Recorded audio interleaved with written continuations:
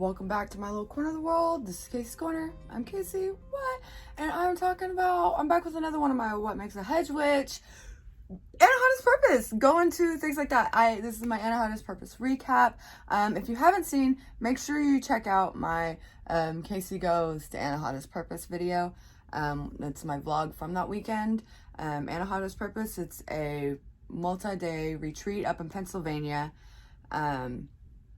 Where it's a day of classes and facilitators, led by facilitators that are teaching you all kinds of stuff.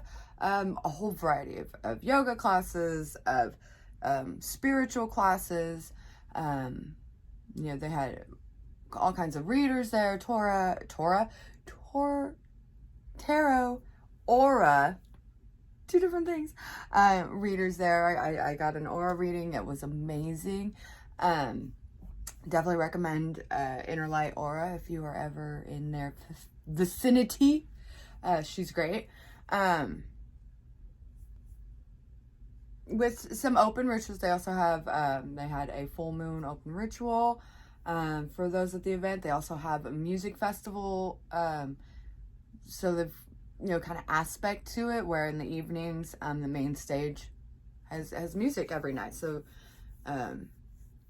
it's a full, multi-layer spiritual healing and cleansing, where you get, you have, time in nature to reflect, cleanse, and heal. And that was exactly what I was looking for. I'm mom, wife, rich, right? I have never been away from my kids for so long like that. I have really never gone anywhere without my kids. And my oldest turned 20 this year. So this was my first time deciding to take any trip for myself. And I was terrified. It's real easy for me to have been like, oh, I'm a solitaire. I'm just a Hedgewitch, and I don't need community. I don't need to go anywhere. I'm home and hearth focused, and that's what I've always been. And I hear that so often. It's so easy to just sit back in that. But what I've learned going to events like this, because this was very much hearing my friends that have been to this before talk about it, very much reminded me of what the Unity Fest meant to me. Going to a day of that, where it was very healing to be in a safe space, just to be yourself. And for them to go and have 4 days immersion of this, it made my heart sing hearing them talk about it.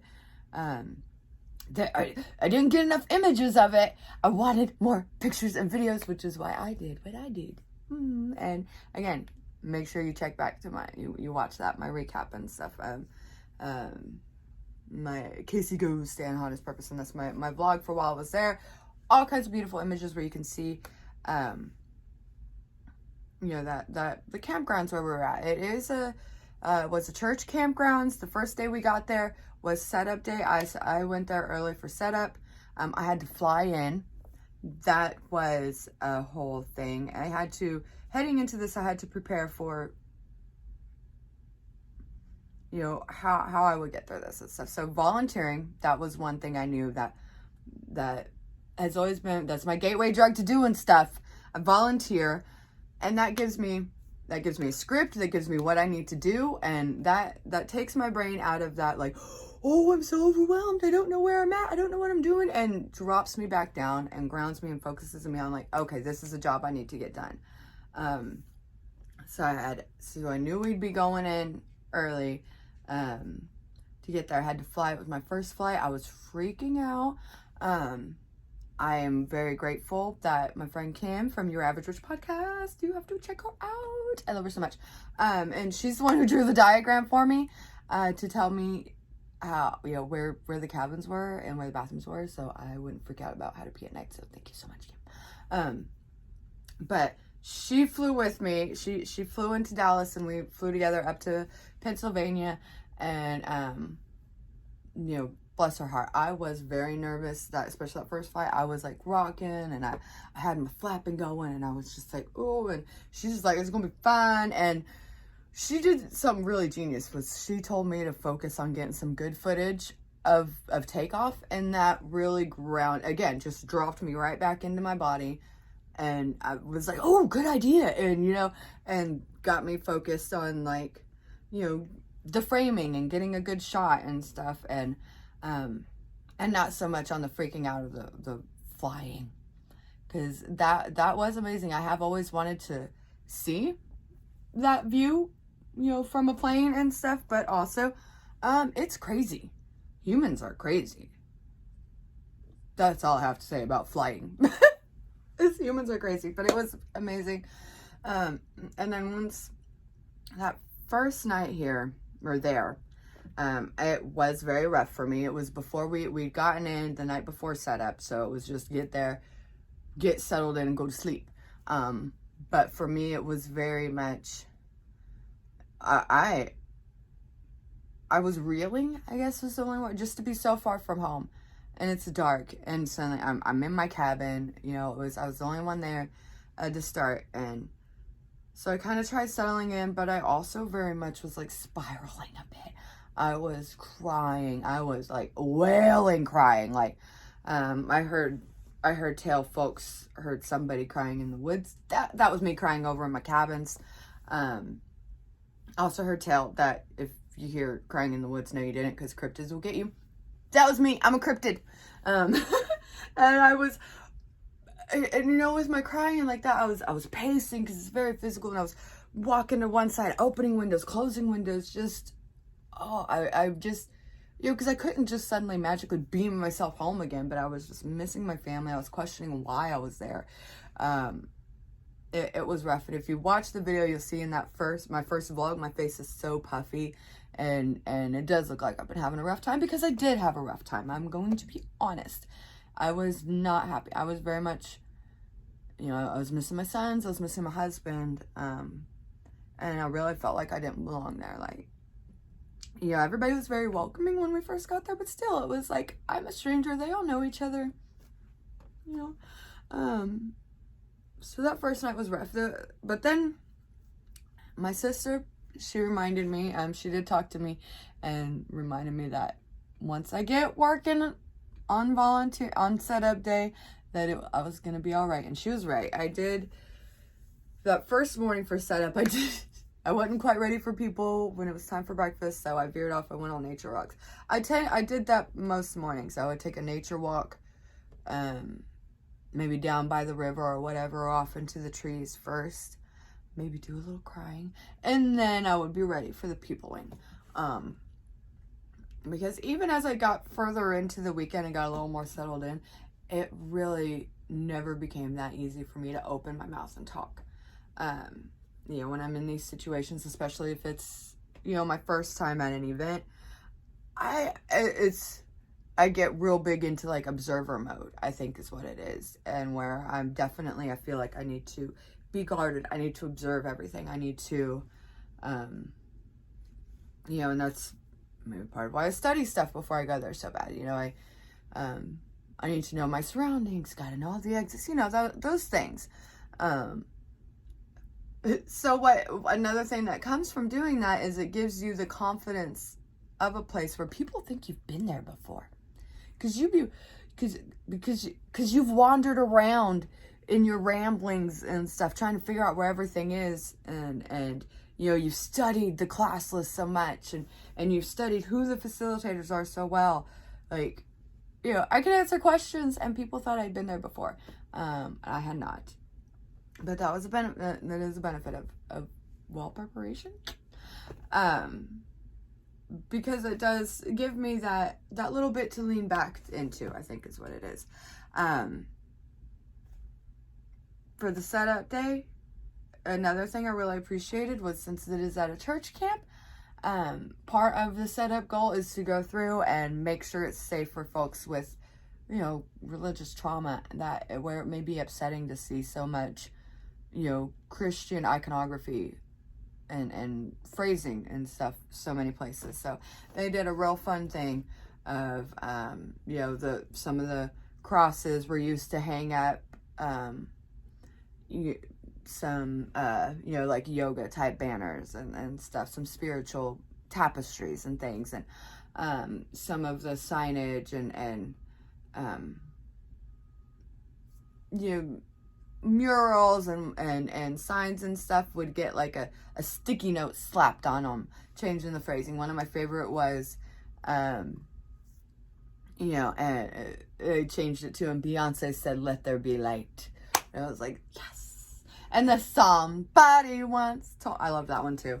Those are my two favorite and stuff. I really appreciated that touch. I appreciated that concern, for those who would find that troubling, because they did. The facilitators, Rachel, everybody who's running that event, they really do want to make it a safe place for everybody. And so I appreciate that. I was so impressed with them, with the folks running this event. I love them so much. Again, definitely recommend checking out Anahata's Purpose. And they do have a retreat, a mini retreat in March. If you're not up for like the whole big old music fest and everything, they have a much smaller one with a limited number of people. And it's just focused on the wellness retreat part of it. And that's definitely something to check out. Another thing that happened on setup day, I lost my water bottle. I was so prepared, thinking I was going to stay hydrated. So I had to get one of these from their little gift shop, and these are all my stickers that I got there at the Purpose, except this one I ordered it special. Or some of them I had beforehand, like my ball one. That one's from the Witch's Ball and stuff. I also got, on that first setup day, since I was helping I got first look at the crowns from Phoenix. Yes, I love Phoenix crowns. I'll link her Instagram down below. I was so glad I got first dibs on her crowns, because I was helping set up her little booth and stuff. I was one of the folks there. There were several of us there. I wasn't the only one. But I was like, I see that, I'm gonna buy that. So that was really great. We also had another thing where our group, the witch bitch amateur hour folks from that podcast, the fans of that podcast and stuff, they were doing a live there. So it was a big gathering of their fans and stuff. So we brought stuff to do like a gift exchange. So I got to pick up some new oracle cards while I was there. I loved that. And so I appreciated that. And then of course on the first day of classes, I had arranged to get my aura reading. And like I said, I really recommend her. She is really great. One of the things I thought was really neat and stuff was the spirit orbs, and that one bright pink one right there in the middle, the magenta one. She was like, that is a close loved one. That is, one that's your loved one, your spirit team's right there supporting you, and that magenta one's probably a close loved one. And I'm like, I think I have an idea who that is, and I appreciate her always having my back and being with me there. I loved that. My classes that I took for the first day, it was very much personal, reflective, kind of like, I did the befriending the shadow, because that was one thing I definitely wanted to go to the event for, was what was the next step. Like, I've been in this spiritual game for a while and doing a lot of work as far as the shadow work and stuff, but it's like, what comes next? Integration is what comes next, turns out. It was like, okay, you've faced these things, you've confronted these things. How do you integrate all that into your life now? How do you bring those shadows into the light and live with that? And for me, it was very much, it did make, it made me a very raw, vulnerable person, because so many of the shadows that I confronted during that class and that meditation definitely came up by the end of the weekend. But I think that was, it is what it had to be. I am upset that the whole weekend kind of got tainted by that, but I also feel like that was just my journey that I had to be on. This was something, these shadows that I confronted and these things in my past I've been through, like, there are patterns that have repeated. I have, I've community trauma where I have had my entire community turn on me repeatedly, you know, in my childhood and in my youth and again. So, you know, to admit that and to be like, you know, I'm vulnerable and stuff, that was, you know, you're exposing a raw nerve, and but it was very worth it. Like afterwards, you know, in the whole aftermath, I definitely feel like this was something I had to go through, and I will get to that. So another thing I did, definitely recommend, you know, taking notes. I brought a journal with me. This had all my like information ahead of time, so all the flight information I could just keep flipping back in there for things I needed, what my baggage rules and stuff would be, again, so my anxiety brain would be like, okay, just flip it to here and I'd be fine. My schedule, I also added that in there, and then so I could remember what classes I took, I have notes. So, you know, Befriending the Shadow, A Fool's Journey, that was another one I did. That was really good to look at. And that was by calling it Soul Magic Healing. And what she did was to take the deck, and to, you know, remind us, like, this is a journey. This is the Fool's Journey. The deck is telling a story. And to, you know, take us through that and kind of give us a different perspective of tarot and help us in understanding that. Another thing I did that day was, yeah, Befriending the Shadow. And then my inner light. That was the last thing I did that day. And then the next day was the physical release day. I did meditation through archery that day. I did the drumming that day.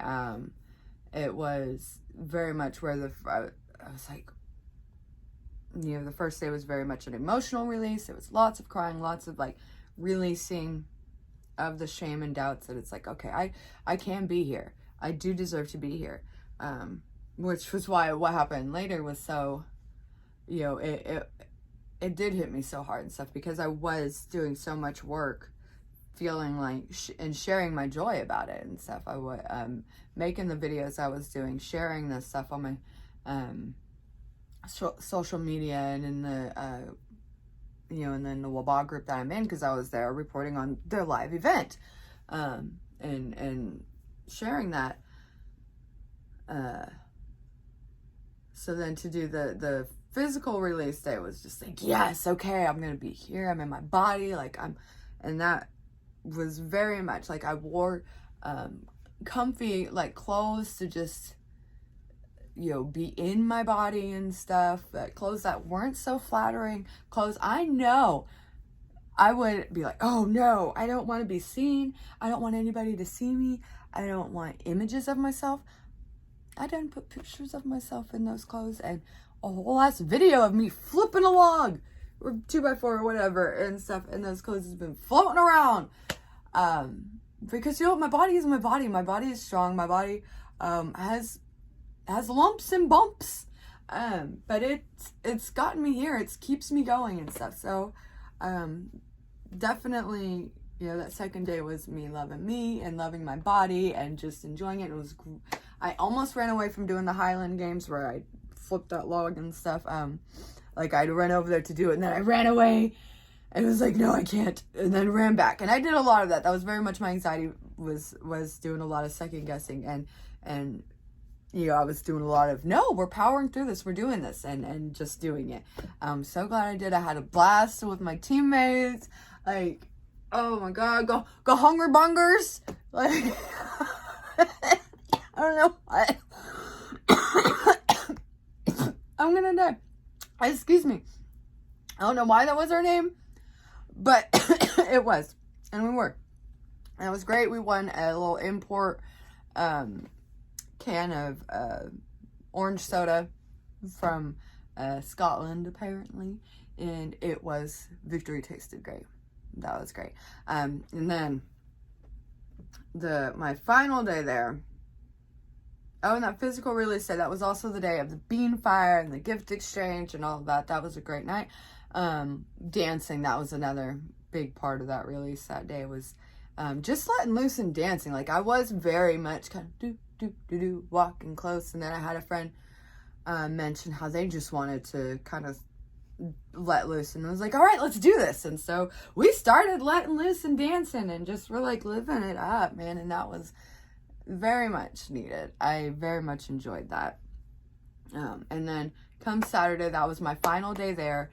And this was when I was starting to hear that there was a little bit of a backlash, that not everybody was happy just seeing my reports from the event and stuff.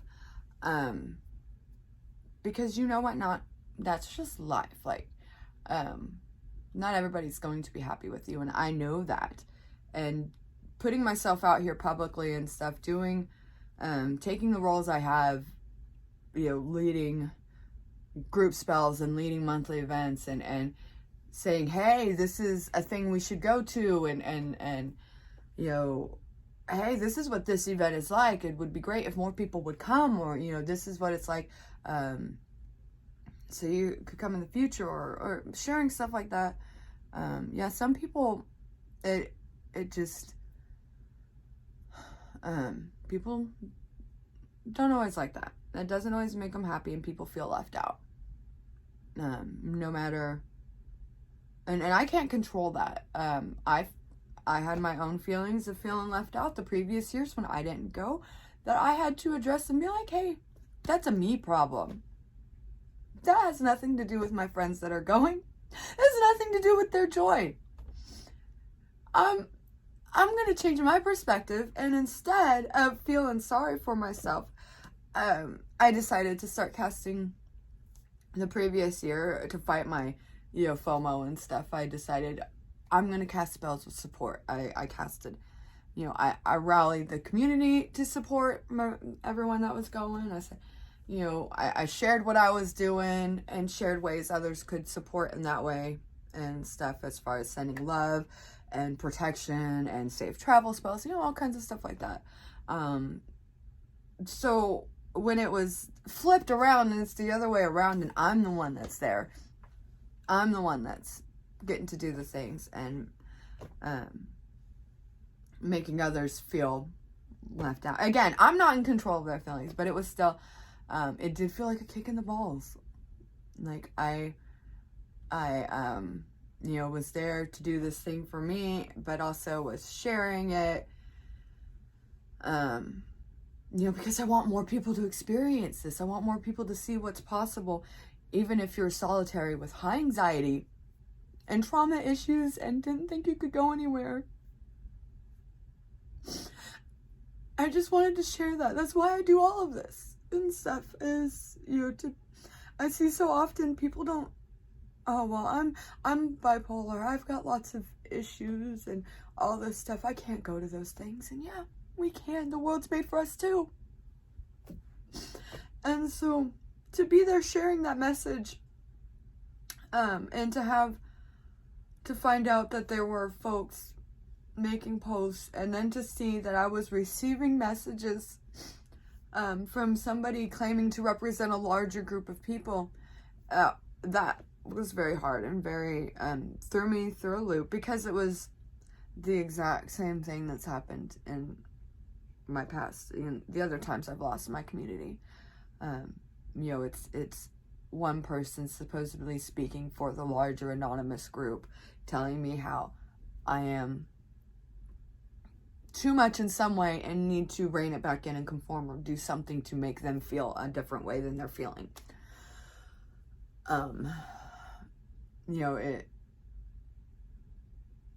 It's specific. That was the third time specifically in my life. It's like every couple of decades. Which, okay, I get it. I'm the common denominator. I am not everyone's cup of tea. And that is fine. But, I'm fine with that. So scroll on. Don't watch my stuff. That's okay. I'm fine with that. You can end this now and move on with your life. Like, I totally get it. That's fine. Thank you to everyone that does watch my stuff and appreciate my stuff. I love you guys so much. Thank you to everyone who saw what was happening that last day and came to me and sought me out to support me. that was something I never expected. That was something that had never really happened in that way before. It was something I hadn't been able to do. So I'm reflecting a lot on what happened, because that last day I didn't do a whole lot of classes because of that. I did one that I felt I needed to do. I ended up doing the extended breathing, which I was afraid to do that one because of my breathing OCD issues, and I did not think I could do passive breathing in such a way and in a meditation, but I did. And so I think that definitely helped me that day. And then I took a big bulk of the middle of the day to just be in community and be around my friends and stuff and let them support me, let them hold my hand and let me cry for a bit. It's been a long time since I've had friends to do that. I have maybe one friend in my, immediate life that would just, hold my hand and let me cry. So to be able to go to a place where my friends from all over the country, even Canadian friends across in another country, my international friends, where people in my community, to be with them and to let them support me, was definitely the biggest thing for me for the weekend. Like, that wasn't even expected. That wasn't planned at all. There was nothing in the, workshop manuals that said anything about this happening, because it was a completely outside of the event thing that happened. It was something from the real world that came in, and burst my little bubble, but it's fine. It needed to happen, because like I said, I needed to see that I have gotten myself to a place where I could put myself in a community and choose a community of friends that would support me in that way, where I didn't choose, I didn't put myself in a place where I would be surrounded by people that only wanted to use me, only wanted my services, but didn't want me. And I think that was a big part of what my shadow work was about. I'll go ahead and say it, like, part of it was, I feel like I'm only valued in a community if I'm of service. And to see that they were very much like, look, we just love you as you. You don't have to be of service. You don't have to be doing any of this stuff. Just keep existing as you, and we're going to keep loving you. And getting that message from that weekend, I don't know if I can ever get across how healing that was, how much that meant to me. I've told a couple of folks that reached out, that held my hand and cried, that y'all help. It was like breaking a curse. Just to feel like, because I definitely felt, maybe it was a self-imposed curse I put on myself to guard and protect myself ever since my childhood, when I lost that first group of friends in community and stuff. So that, you never know what you're gonna get when you go to these things and when you say yes. And that was something I definitely wasn't expecting, but I greatly appreciated.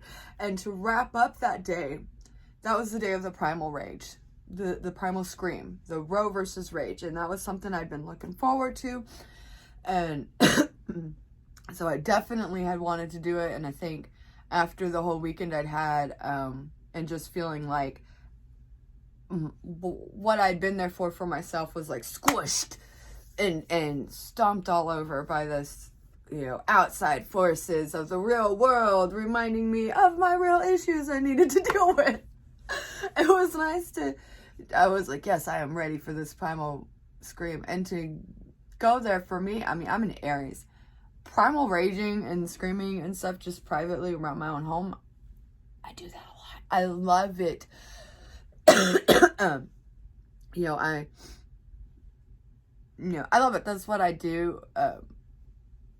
So it was nice to be in a space where that was welcome, where people weren't going to be like, what is wrong with you? Or, the neighbors are going to call the cops. You're crazy. Stuff like that.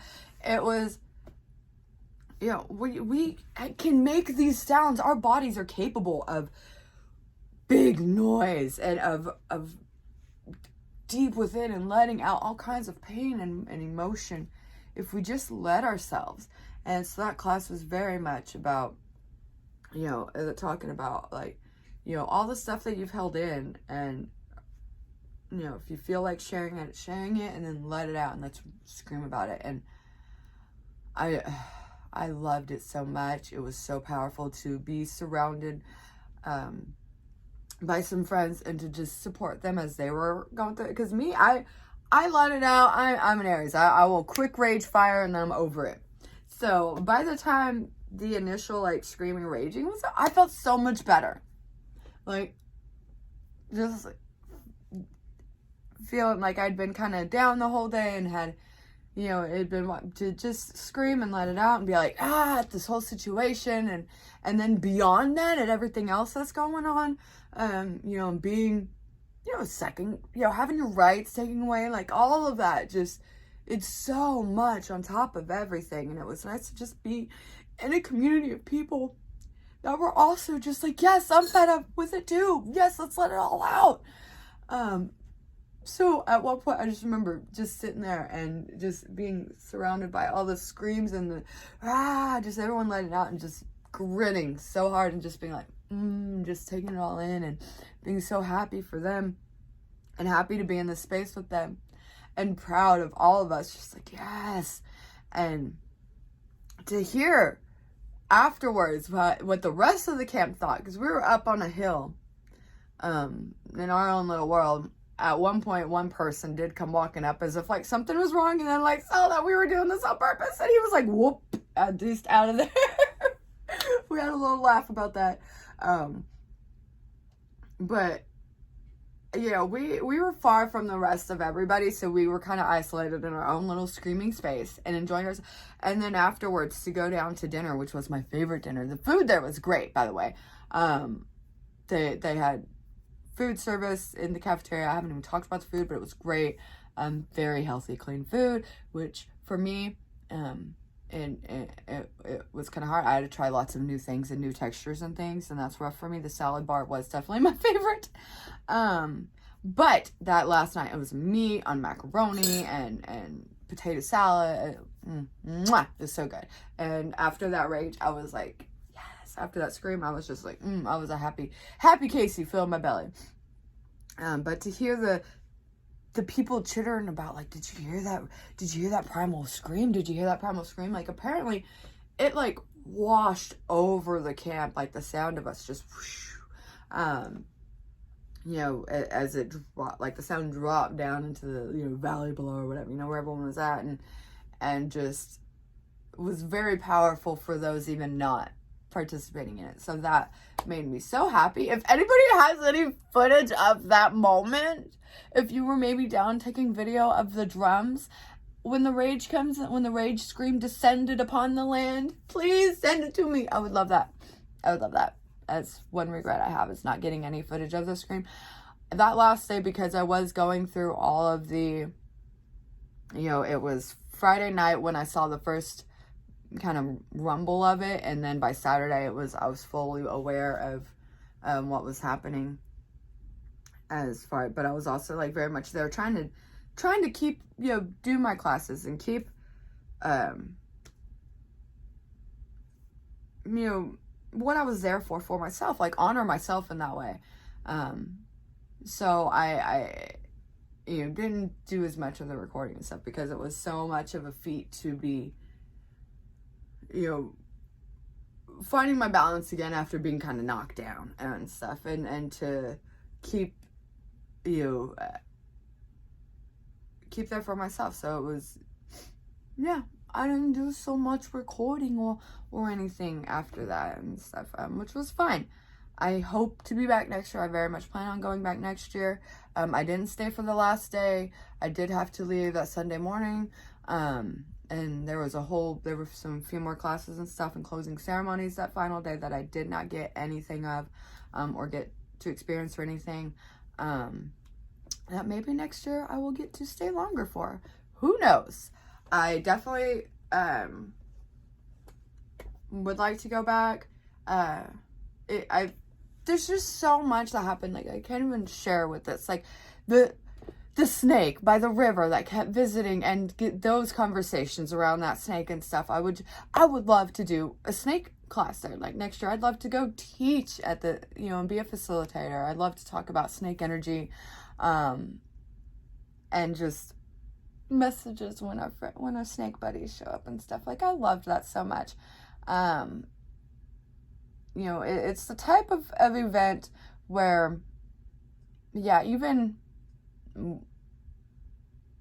can go multiple times. You can go to the big event and the mini retreat, and because I talked to folks that did, and you still get stuff out of it. There's still stuff to learn. There's still growing to do, because so much of it is inner reflection. It is, based on what you're there doing, what you're there to learn and stuff.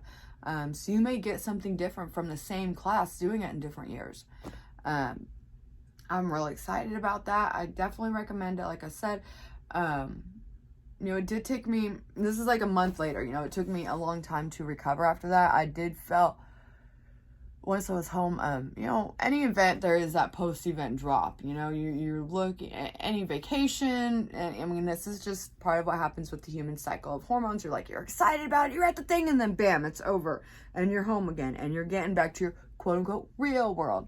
That I'm used to. I've experienced that before with other events and stuff, but for me, it was also the added, I was prepared for that, but it was also the added raw nerve of bringing so much of that shadow, my own shadow around community work and stuff into the light, and then to feel so, emotionally beaten up over it or whatever. It took some, I had to do a lot of reflection. At first, I wasn't sure if I would continue with any of this, being as public as I have been with doing these videos,